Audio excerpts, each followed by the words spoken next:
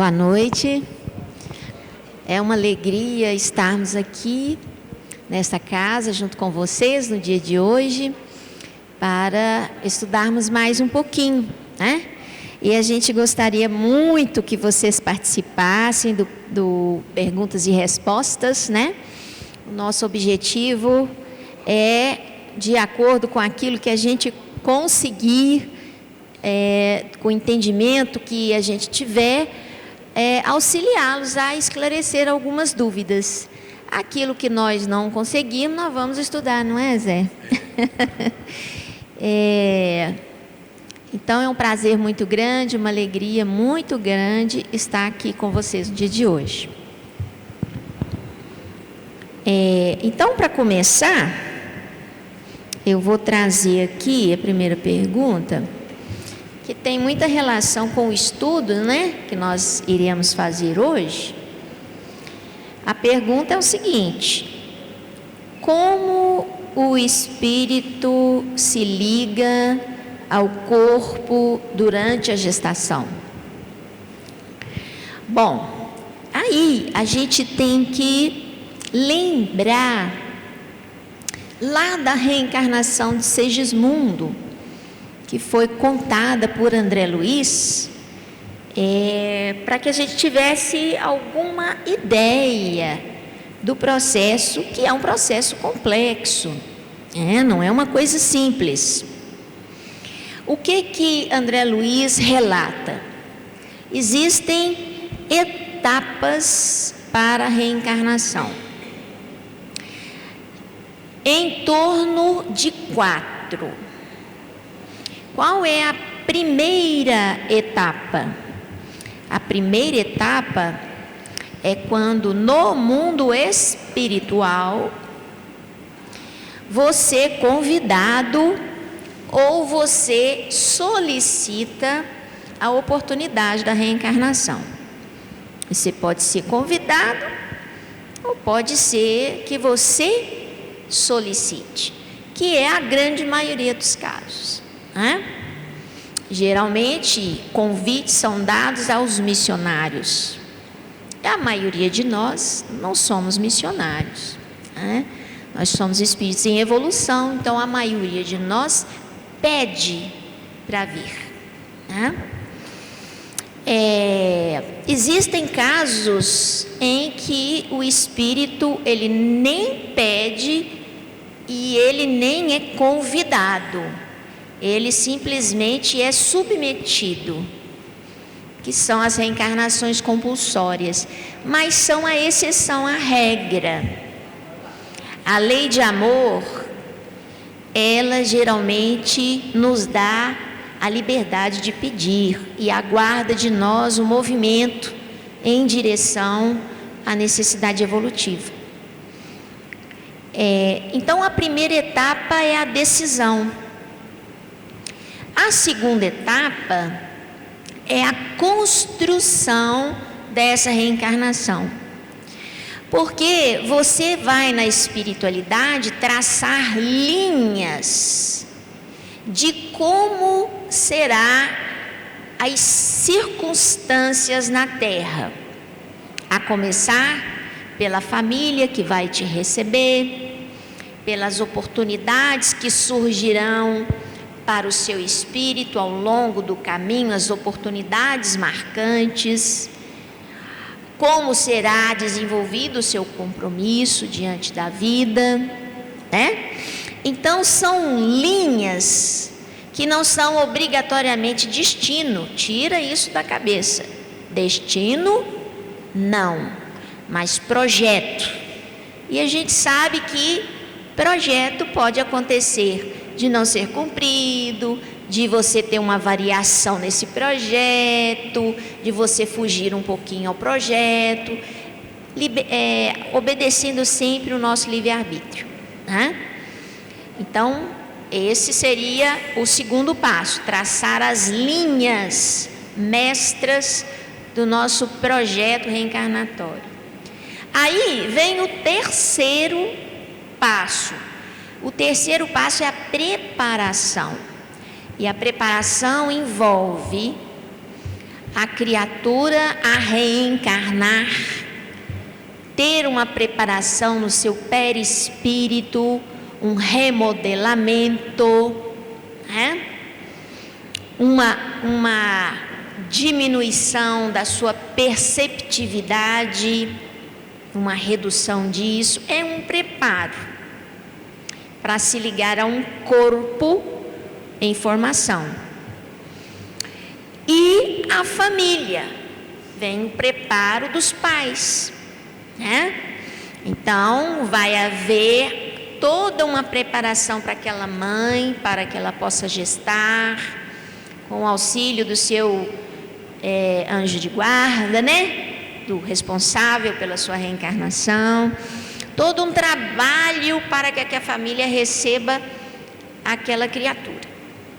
E o quarto passo seria a reencarnação propriamente dita, onde os engenheiros, né, siderais, espirituais, já com as determinantes iniciais do projeto, vão então implementar uma energização, vamos usar essa palavra para entender, das células que carregam o código genético mais adequado àquelas linhas traçadas no projeto evolutivo. Milhões de espermatozoides são lançados e apenas um consegue adentrar o óvulo, né? Então, como que ele consegue? Existe a impregnação magnética dessa célula que carrega um código genético que vai determinar o corpo, que vai determinar a função cerebral, para que atenda às necessidades evolutivas do espírito, né?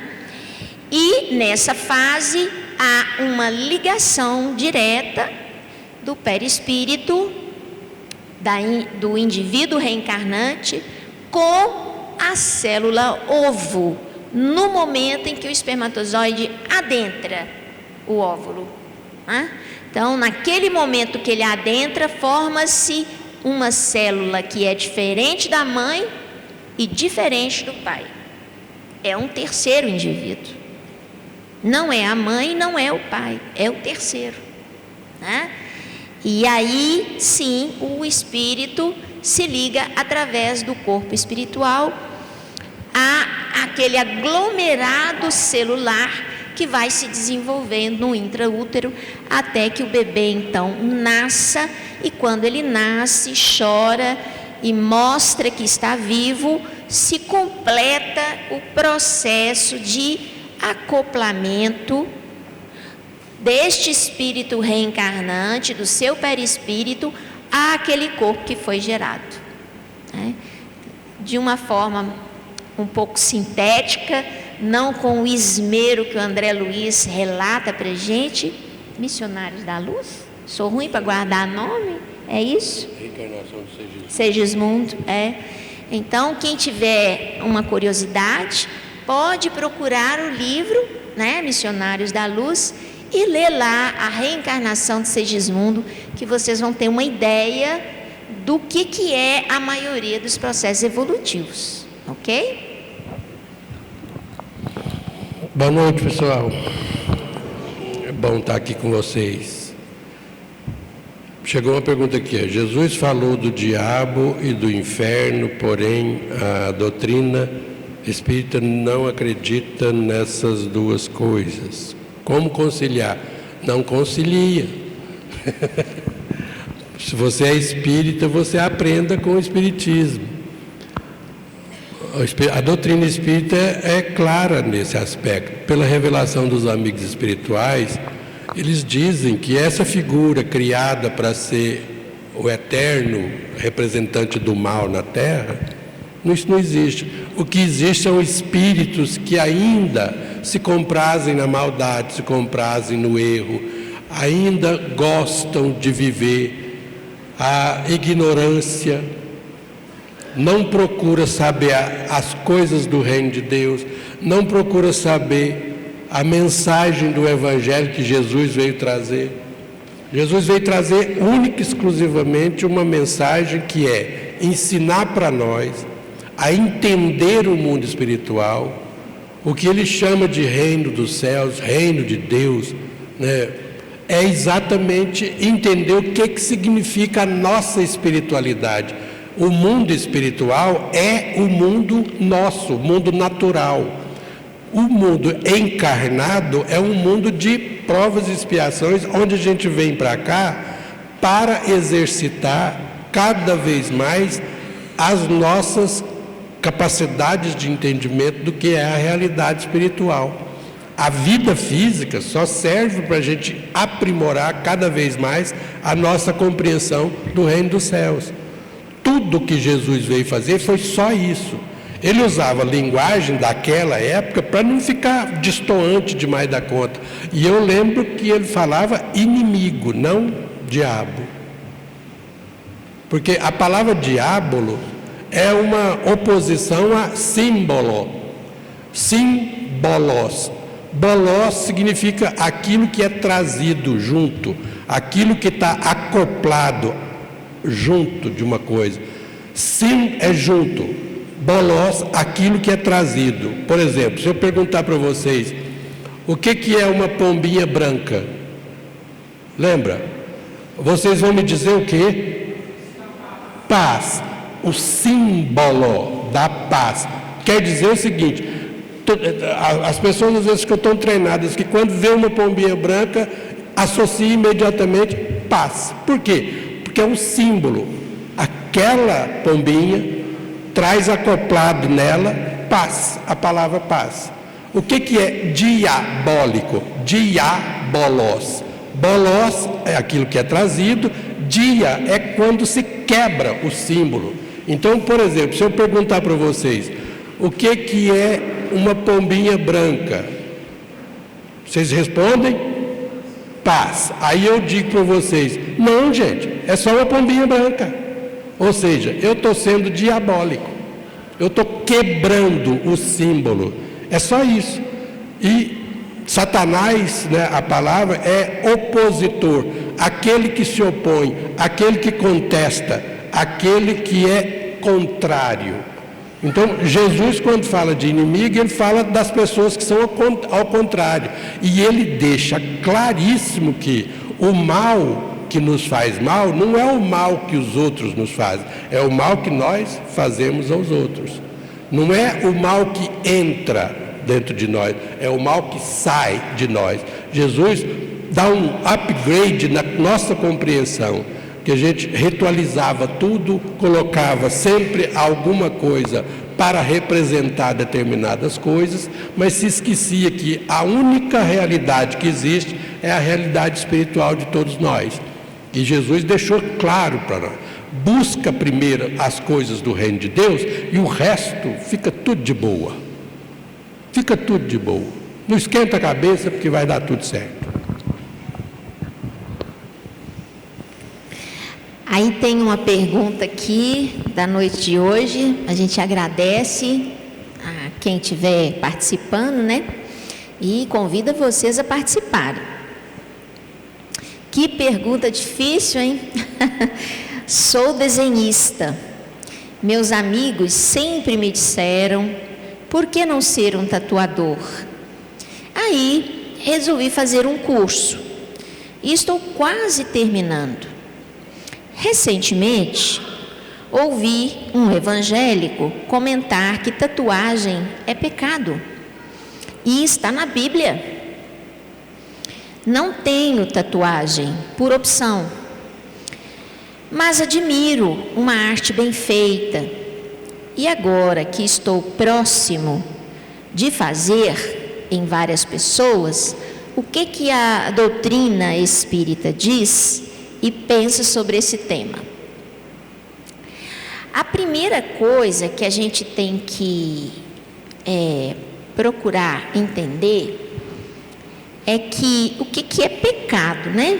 Esse conceito de pecado.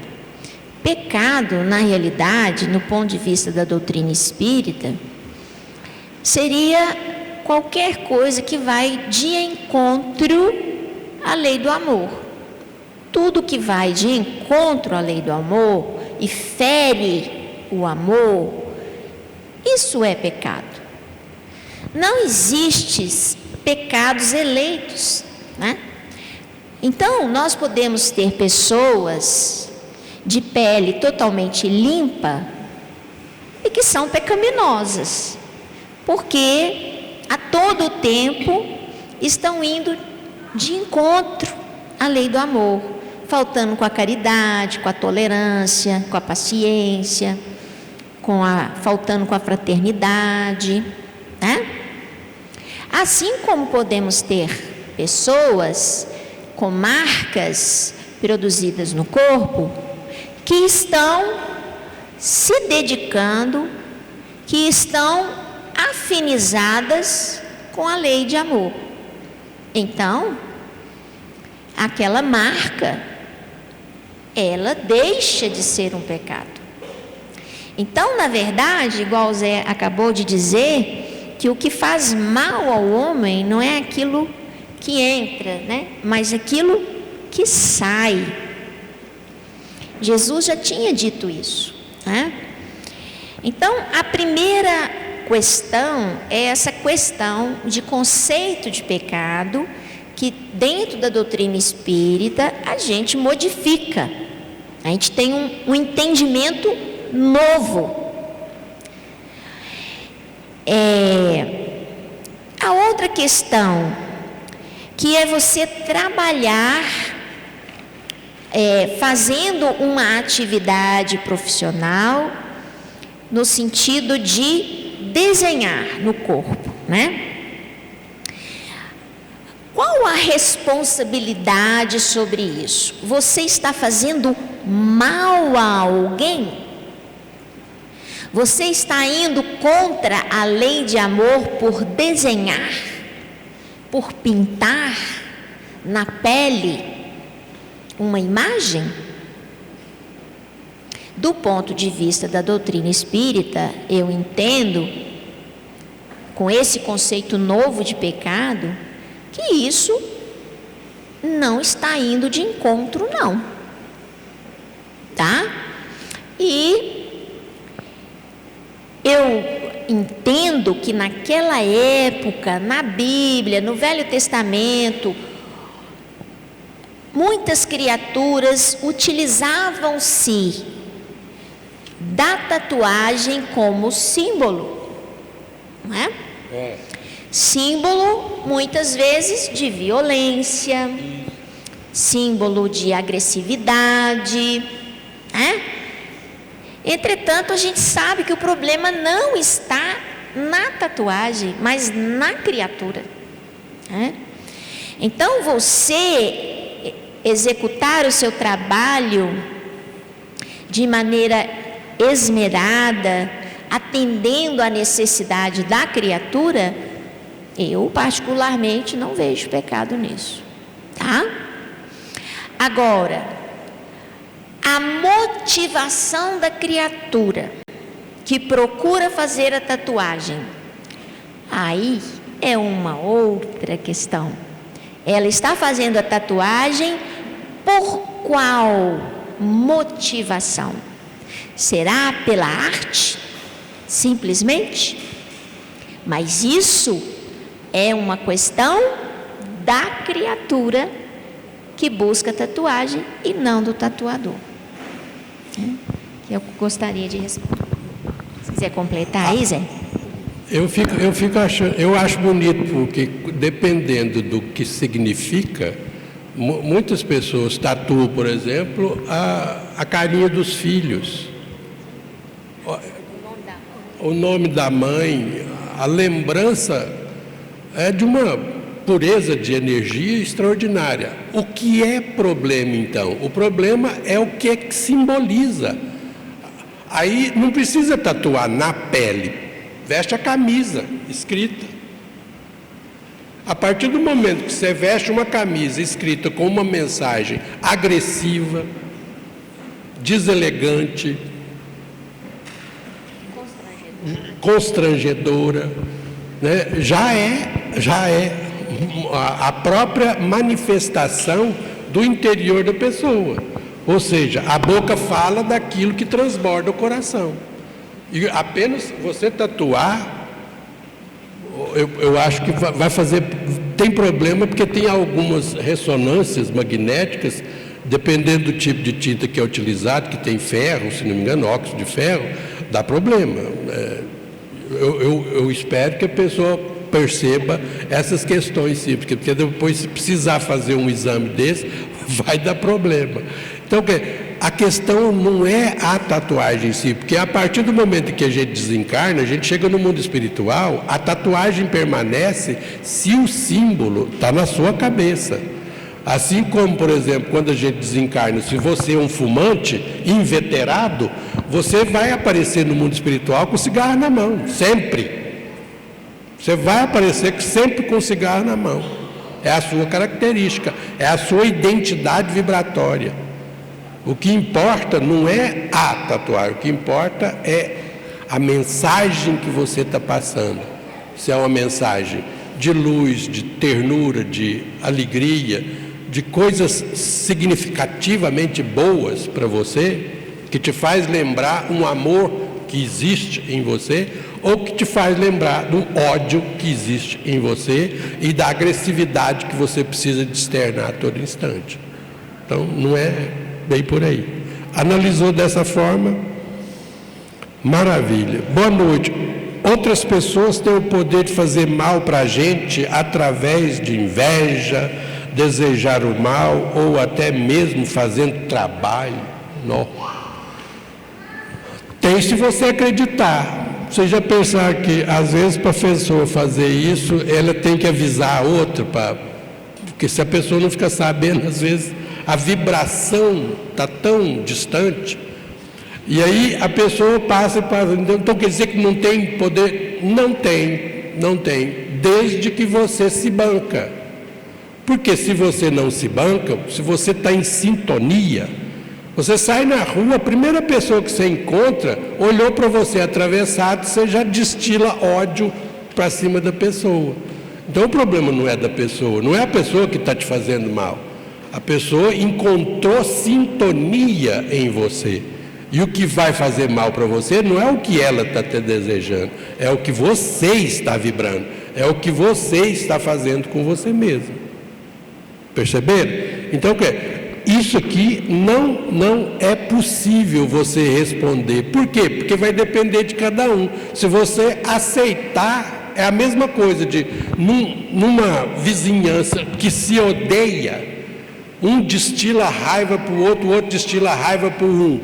E fica essa contenda, estão se fazendo mal, não porque o outro tem poder de fazer mal para você, é porque você está na mesma sintonia e a sintonia é agressiva. Então, é a agressividade que está te fazendo mal. Então, nesse aspecto, é pura e simplesmente sintonia. Como é que você faz para isso? Aí a pessoa, certa vez, né, eu estava conversando com o nosso amigo, que já faleceu, já está no mundo espiritual, Paulo Roberto Santos, deixaram no muro da casa dele, se não me engano, um bonequinho. Eu virei para ele e falei: ô Paulo, eu morro de medo desses bonequinhos. Eu falei assim, uai, é pegar o bonequinho e fazer uma prece para quem enviou o bonequinho. Que Deus abençoe a ele, dê a ele muita vida, muita alegria, muita paz, muito interior. Ou seja, você levou a sua vibração lá para cima, o que tiver aqui embaixo não te atinge, em hipótese nenhuma. Aí Jesus ensina isso, gente, desde aquela época. Jesus ensina: orai e vigiai o teu pensamento ao longo do caminho. O que significa isso? Orar significa: levante o seu padrão vibratório, porque você vai entrar em sintonia com quem está aqui em cima. E quem está aqui em cima não quer te agredir, quem está aqui em cima quer o seu bem, quem está aqui em cima é gente boa, é gente fina, só gosta de fazer o bem, só gosta de realizar coisas boas, é saudável, otimista, entusiasmado.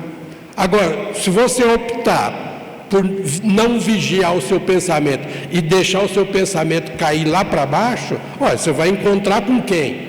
Com gente depressiva, doente de tudo quanto é ordem, reclamão da vida, desesperado, medroso. Óbvio, você vai entrar na sintonia onde você quiser. Então, tanto faz encarnado quanto desencarnado, o problema é um só: vigia o teu pensamento ao longo do caminho, porque influência sempre vai ter, seja sob o nome de inveja, seja sob o nome de qualquer coisa que você queira dar rótulos para isso. O que importa é a sua vibração de sintonia. Está fora de sintonia, não acontece nada. Está na sintonia, você vai escolher o problema que você quer enfrentar. É fácil, gente, fácil. Vai por mim. Bom, uma pergunta aqui interessante, porque infelizmente está acontecendo demais, né, no nosso país. O que acontece com as pessoas que são vítimas de latrocínio e foi encerrado o seu ciclo de vida por outro? Latrocínio é roubo seguido de morte, não é isso? Bem, eu estou entendendo a pergunta que ele está se referindo àquele que foi a óbito, né, que sofreu a agressão, né? Estou entendendo assim. Bom, na verdade, a situação de desencarne, assim como a situação de reencarnação, a gente tem sempre uma penumbra, né, entre o momento da desencarnação e a tomada de consciência da vida espiritual daquela criatura que desencarnou. Existe um hiato,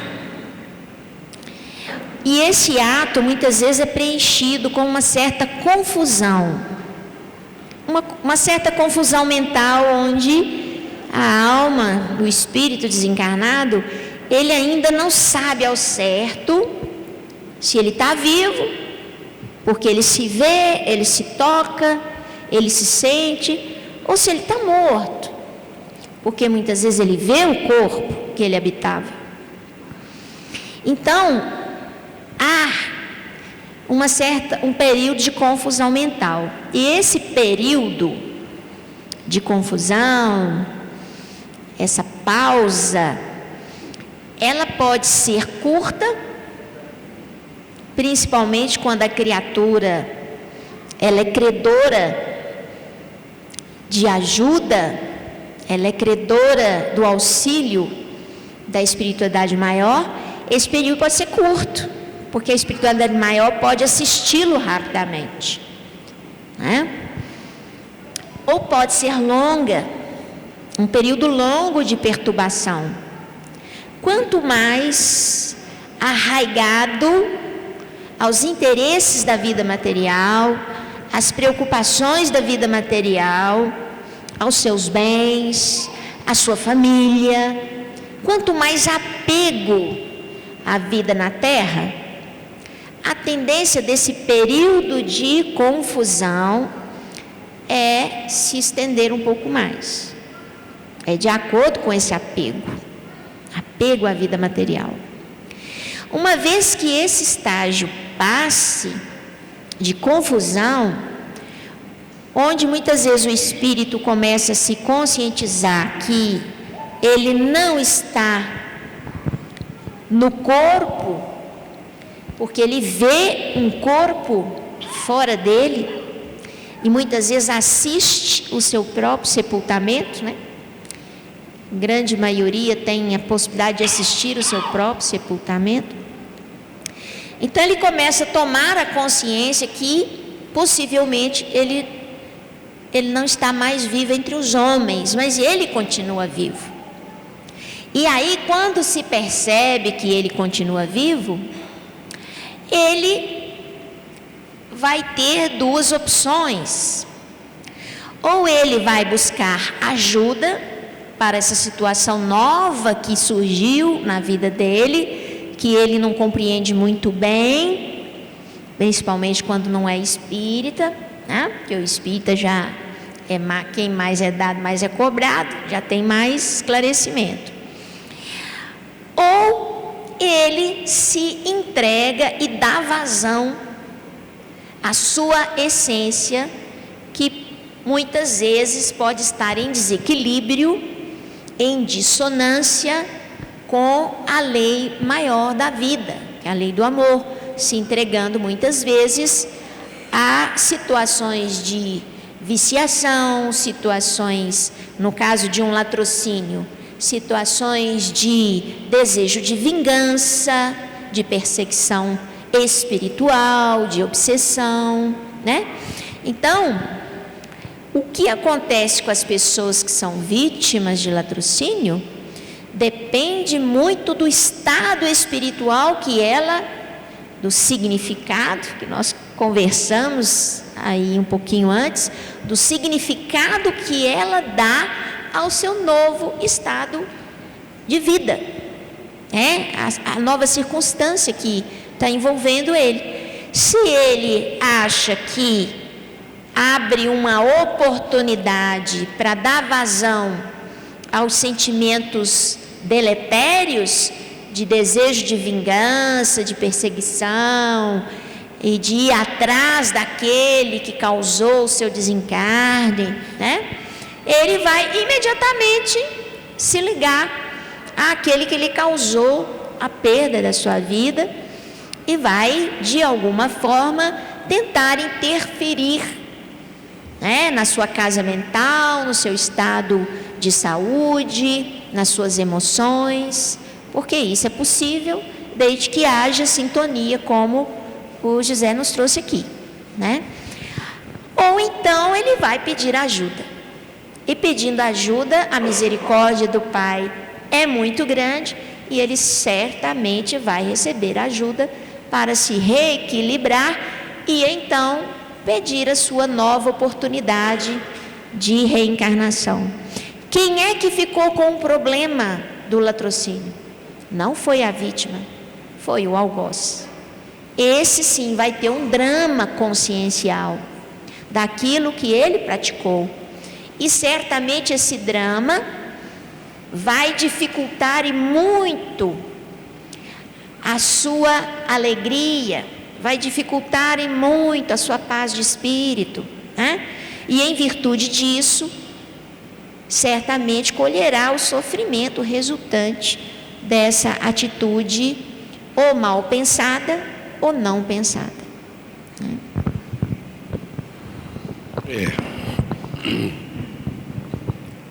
Adorei essa pergunta aqui, ó. Como eu faço para ter uma vida quântica se sou cercado de miséria? Gostaram da pergunta? Eu estou querendo entender que uma vida quântica é uma vida boa, uma vida que vale a pena, uma vida que dá sentido à própria, né, existência atual. Mas é aí que está. Você só pode ter uma vida quântica se você aprender a viver na miséria, cercado de miséria. É o que Jesus ensinou. Jesus veio aqui única e exclusivamente para ensinar como ser um ser humano por excelência, com amor absoluto por toda e qualquer pessoa que passou pela frente dele, no meio das misérias. Gente, ser bom no meio de gente boa é mole. A gente ser bom no meio de gente ruim, aí sim o mérito é digno de aplauso. Por quê? Porque é esse o exercício que a gente faz, é para isso que a gente encarna. O processo da evolução, o processo da reencarnação, visa única e exclusivamente isso. No mundo espiritual é mais lento a nossa evolução. Por quê? Porque nós estamos no nosso grupo de sintonia. E o grupo de sintonia pensam mais ou menos na mesma faixa vibratória. Então está todo mundo no mesmo barco. Não há muita discrepância.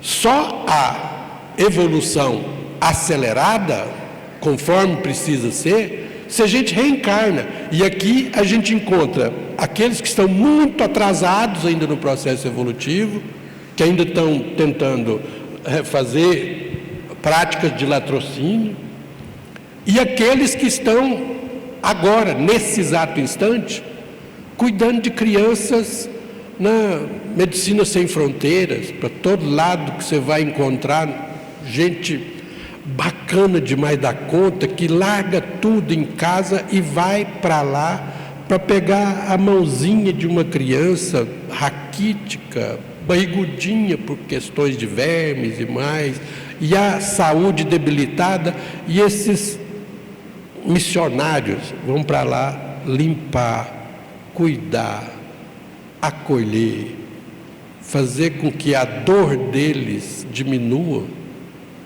transferindo um pouco da dor deles para que ele possa, não, deixa que eu carrego essa e você vai ficar assim, assim, assim, assado. É esse planeta. Esse mundo é um mundo de bênçãos. Por quê? Porque nós estamos mergulhados. Se você olhar para cima, você tem muita gente em quem se espelhar. Se você olhar para baixo, você tem muita gente para quem oferecer ajuda. Todos nós podemos fazer isso. Em qualquer situação que a gente se encontre, a gente pode fazer isso. Ninguém é tão pobre que não dê alguma coisa para outros, e ninguém é tão rico que não possa receber de outros. É por isso que eu gosto dessa vida. E para mim, vida quântica tem que ser uma vida nesse sentido. Porque é aí que eu experimento, é aí que eu vivencio tudo que eu já adquiri de espiritualidade plena, tomando como referência, modelo e guia, Jesus de Nazaré. Tomara que nós consigamos fazer uma vida, fazer uma existência, aliás, muito boa para a nossa vida espiritual, que é uma só. As nossas existências são para a gente praticar esse amor e chegar um dia, quem sabe, o amor incondicional, o amor que não tem sis e nem mas, o amor que não precisa de nada, o amor que tudo aceita, o amor que é sentimento pleno. A alegria é amar. Poético. Ficou até poético a perguntinha. Nós ainda estamos na era da justiça, né, José? Ainda está. Ainda estamos na lei de Talião, olho por olho, dente por dente, né?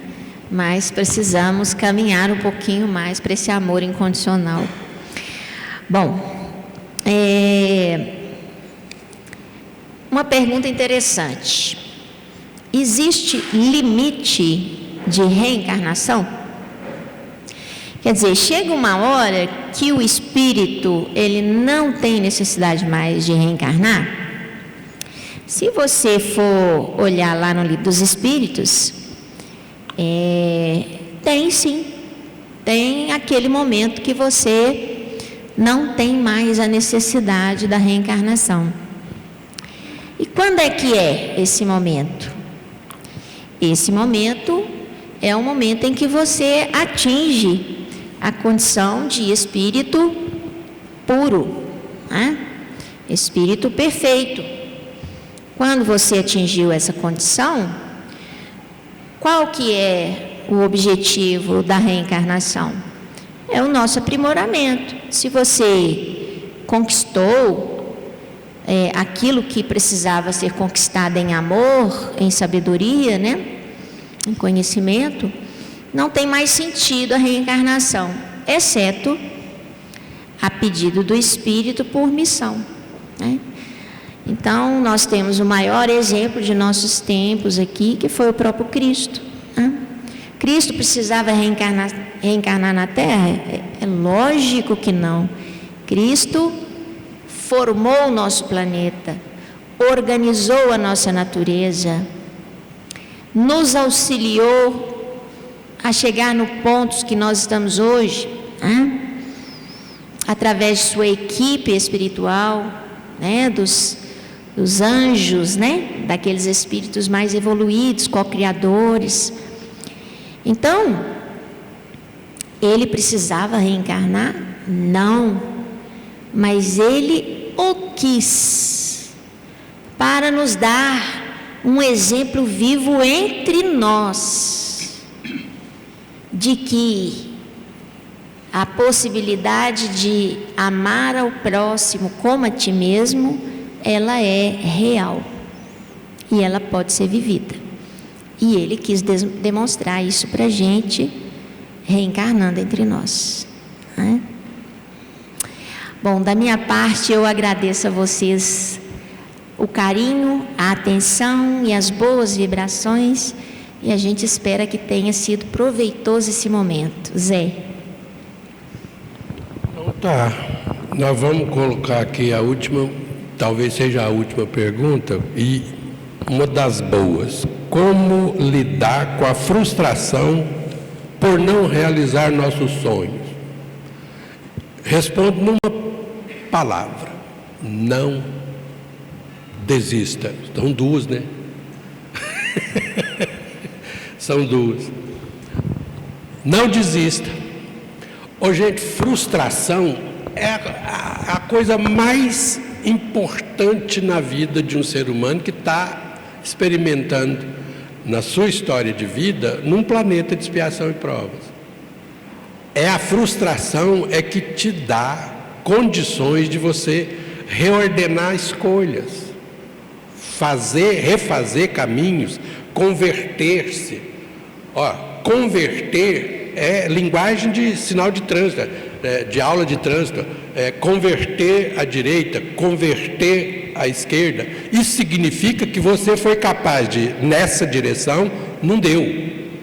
Aí há frustração. E na frustração você é obrigado a parar e reavaliar a situação e falar: e agora? Se aqui não dá, então eu não vou desistir, então eu vou para cá. Ou eu vou para cá. A hipótese é essa: não desista. Primeiro porque é o seguinte, não adianta. Você pode até tentar desistir. Tem gente que desiste. Tem gente que se senta na beira do caminho e fica igual o cego de Jericó. Senta e fica à margem do caminho, dependendo do que os outros, ofereçam.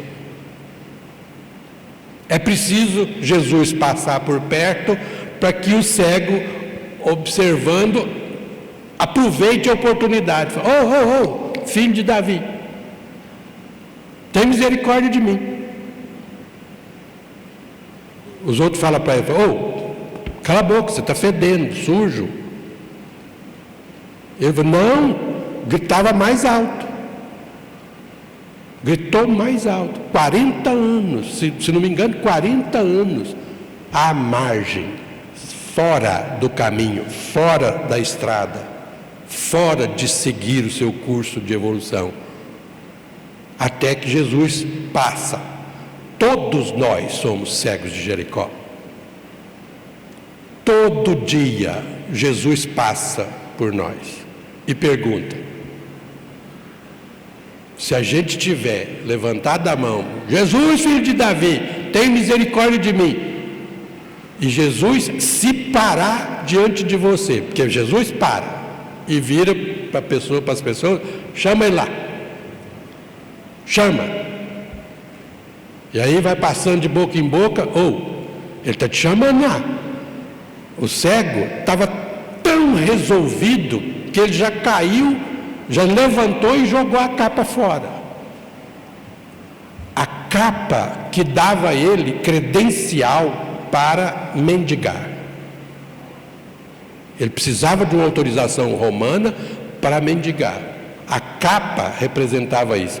Quando ele se levanta e joga a capa fora, imagina a quantidade de gente que estava do lado, que não tinha a capa, que não tinha a autorização.